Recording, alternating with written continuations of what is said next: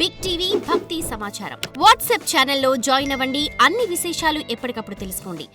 భద్రే మహాభద్రకాళి భువనేశ్వరి రుద్రే చండికే జగదీశ్వరి భగవతి కాశీపురేశ్వరి శంకరి భక్త ప్రియంకరి గౌరీ మనోహరి. నమస్కారం గురుగారు. సమస్త సన్మంగళాని భవంతు, అష్టైశ్వర్యవతి భవ. గురుగారు, నవరాత్రుల్లో మూడవ రోజు అమ్మవారి రూపం ఏంటి, అమ్మవారి ప్రాముఖ్యత ఏంటి గురుగారు? 24/9/2025 బుధవారం రోజున మనకి అన్నప్రాసన చేసుకోగలిగే అవకాశం.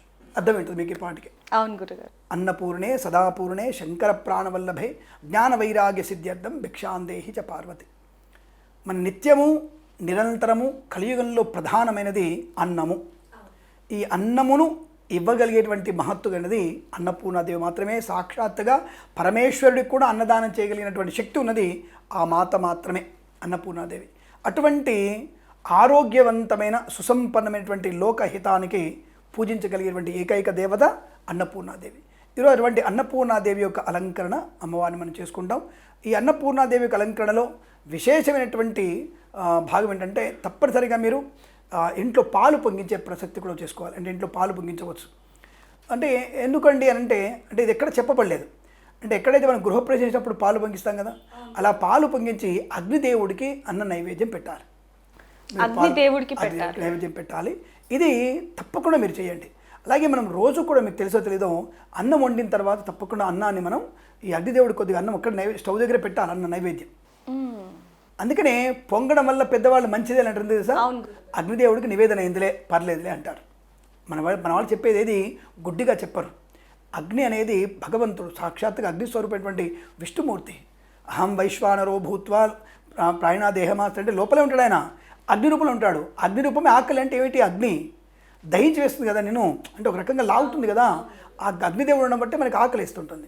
కాబట్టి అటువంటి అగ్నిదేవుడికి మనం నివేదన పెట్టడం అనేది విశేషమైనటువంటి ప్రయోజనాన్ని కలిగిస్తుంది. కాబట్టి ఈరోజు తప్పకుండా ఇంట్లో పాలు పొంగించండి.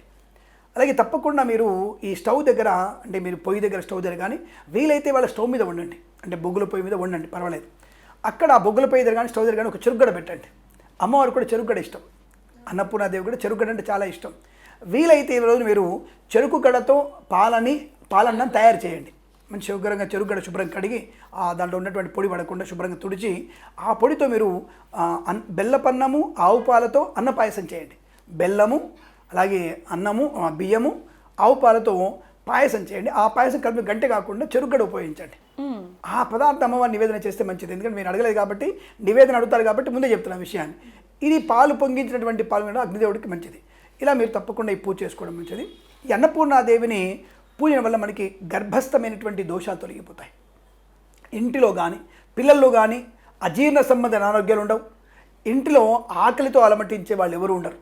మీరు పూజ చేయడం వల్ల, అన్నపూర్ణ పూజ చేయడం వల్ల మీ వీధి, మీ యొక్క ఊరు, మీ యొక్క రాష్ట్రం, మీ దేశం మొత్తం కూడా అద్భుతమైనటువంటి ఆరోగ్యవంతమైన శుభయోగాన్ని పొందుకుంటారు. ఎక్కడ కూడా రైతు సోదరులకి ఇబ్బంది కలగకుండా, ఇంకా ఇప్పుడు మనం చెప్పుకోకూడదు కానీ ఈ విషయంలో అనవసరమైన ఒక విషయం చెప్తాను నేను.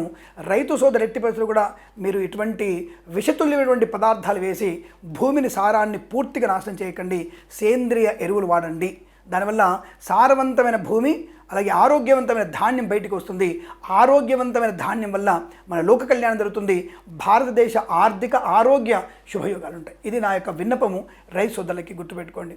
అటువంటి ఆహారం తినడం వల్ల మనకి, అంటే మంచి ఆహార పదార్థాల వల్ల రైతు క్షేమంగా ఉంటాడు. అన్నపూర్ణాదేవి అనుగ్రహంతో మనకి పంటలు కూడా బాగా పండే అవకాశాలు ఎక్కువగా ఉంటాయి. ఈరోజు అమ్మవారిని అన్నపూర్ణాదేవిగా మనం పూజించే ప్రయత్నాన్ని చేస్తే విశేషమైనటువంటి యోగాలు ఉంటాయి. ఒక రకంగా చెప్పాలంటే నేను అంటాను, ఇంట్లో మీ భార్యను మీ తల్లిను పూజించడం సరిపోతుంది. ఎందుకంటే వాళ్ళే అన్నపూర్ణలు, వాళ్ళే సాక్షాత్ అన్నపూర్ణాలు కాబట్టి భార్యను కూడా పూజించవచ్చు. పూజించడం అంటే ఏమిటి? ఒక ప్రేమగా మాట్లాడండి. ఒక అమ్మతో జాగ్రత్తగా ఉంటుంది. అమ్మ అయితే కాళ్ళు కడగండి, అమ్మ కాళ్ళు కడగండి. అమ్మ కాళ్ళు కడిగిన నీళ్ళే మనం స్వీకరించాలి. అదే పాదోదకం అంటే. అంటే నేనే జోక్ చెప్పట్లే. అంటే భార్యను కూడా కాళ్ళు కడగక్కల్లా. భార్యని గౌరవించండి, భార్యని కాస్త పలకరించండి, భార్యని ప్రేమించండి. ఆ రోజు కనీసం ఆ రోజైనా సరే ఆవిడని, అరే నువ్వు చేసిన పదార్థం బాగుంది అంటే ఒప్పుకోండి. కనీసం ఆవిడ పెట్టిన తిండి లేకుండా మనం బతికేది కష్టం. కాబట్టి నిరంతరం భార్యని గౌరవించాలి. అలాగే అమ్మని కదా అన్నం పెట్టేది మనకి, అమ్మ కాళ్ళు కడిగి అమ్మ కాళ్ళ నీళ్ళు శిరస్సులో వేసుకొని స్వీకరించాలి కూడా మనం. అవి గుర్తుపెట్టుకోండి. ఏదో జోక్ చెప్తుంది కదండి, సీరియస్ చెప్తున్న విషయాన్ని గుర్తుపెట్టుకోండి. మరి గురుగారు, అమ్మవారికి ఇష్టమైన వర్ణం ఏంటండి? ఈరోజు అమ్మవారికి 2 రకాల వర్ణాలు ఉన్నాయి అమ్మవారికి. ఒకటి క్షీరవర్ణం, అంటే అమ్మవారికి తెలుపు వర్ణం ఒకటి అమ్మవారికి అన్నపూర్ణాదేవికి ఇష్టమే. రెండోది గోధుమ వర్ణం ఇష్టమే. మూడోది కూడా ఉంది ఎరుపు వర్ణం అమ్మవారికి. ఎర్రటి ఎరుపు వర్ణం కూడా అమ్మవారికి చాలా ఇష్టం. గోధుమ వర్ణం ఇష్టమే. శ్వేతాంబర, ఇక్కడ అమ్మవారు తెలుపు రంగు కంటే కూడా అమ్మవారి ఇష్టం కాబట్టి ఈ 3 రంగు చీరల్లో ఏదైనా ఒక చీర అమ్మవారికి అలంకరింపజేసుకోవచ్చు. ఏ రంగు చీర కట్టినా మీరు పింక్ కలర్ బార్డర్ ఉండాలి, దీనికి పింక్ కలర్ బార్డర్ ఉండేట్టుగా చూసుకోవాలి. అటువంటి బార్డర్ ఉన్నటువంటి చీరను అమ్మవారికి అలంకరింపజేయడం చాలా విశేషంగా చెప్పబడుతుంది మనకి. ఇంకోటి గురుగారు, ఆ రోజు అంటే అన్నపూర్ణాదేవిగా అమ్మవారి భక్తులందరికీ దర్శనమిస్తారు కాబట్టి ఆ రోజు చాలా మంది కూడా అన్నదానం కూడా చేస్తూ ఉంటారు. దానివల్ల కలిగే లాభాలు ఏంటండి? ఒకటి పూర్వజన్మ కృతం పాపం, అంటే గత జన్మైనటువంటి పాప పుణ్యాలన్నీ కూడా మనకి ఒకరికి కడుపు నింపితే పోతుంది. అంటే ఏది పెట్టకపోయినా, ఏది దానం చేయలేకపోయినా కనీసం అన్నదానం చేస్తే వాడు కడుపు నిండి కనీసం వాడు శక్తివంతుడు అవుతాడు. అమ్మాయి నాకు అన్నం దొరికింది, నేను పని చేసుకోగలను, నా కడుపు నిండింది చదువుకోగలను, కడుపు నిండింది ఆలోచించగలను. అంటే నీ యొక్క అన్నం వల్ల ఆ వ్యక్తికి అనేక రకాల శుభయోగాలు కలుగుతూ ఉంటాయి.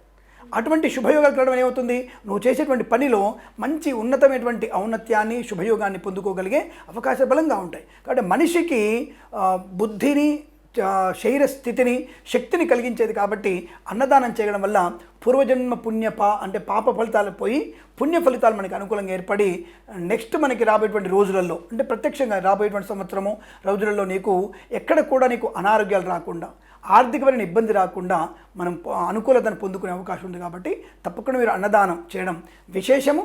తప్పకుండా మీరు అన్నదానం చేయడం వల్ల ప్రయోజనాన్ని పొందుకుంటారు సంతోషంగా. మరి గురుగారు, ఇందాక మీరు చెప్పడం జరిగింది అమ్మవారికి ఎటువంటి నైవేద్యాలు ఇష్టం అనేది, మరి అది కాకుండా ఇంకేమైనా పెట్టాలి అని? అన్ని రకాల, ఇవాళ విశేషం అదే. అంటే ఎలాగైతే ఇందాక మనం పాల పాయసం చేశామో, అంటే అన్నము బెల్లంతో చేసిన పాయసం ఉందో అది విశేషం.